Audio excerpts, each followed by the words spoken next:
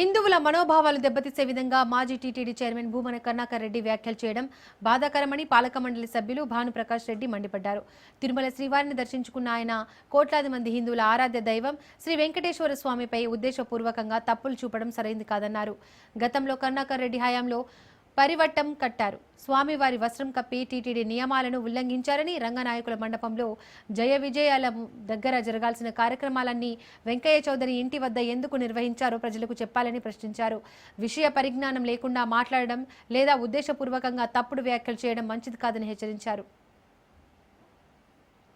మంది హిందువులకు ఆరాధ్య దైవమైనటువంటి వెంకటేశ్వర స్వామి క్షేత్రం పట్ల, తిరుమల క్షేత్రం పట్ల ఆచార వ్యవహారాల్లో తప్పులు జరుగుతున్నాయి అని చెప్పి ఉద్దేశపూర్వకంగా నిన్న మాజీ ధర్మకర్తల మండలి అధ్యక్షులు కరుణాకర్ రెడ్డి గారు మాట్లాడడం మంచిది కాదు.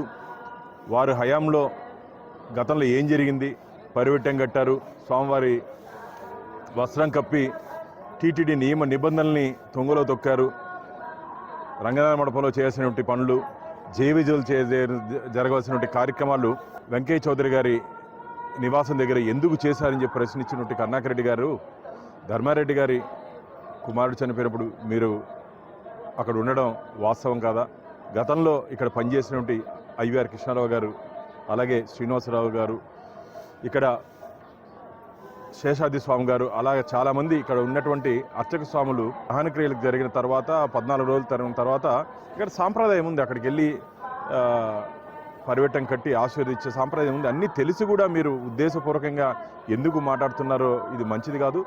నేను గమనిస్తున్నాను, గత కొన్ని నెలలుగా శ్రీవారి ప్రతిష్టత, తిరుమల పవిత్రత దిగజార్చే విధంగా మీరు మాట్లాడుతూ చైర్మన్ గారి మీద, టీటీడీ మీద నిందలు వేస్తున్నారు. ఇది మంచిది కాదు కరుణాకర్ రెడ్డి గారు.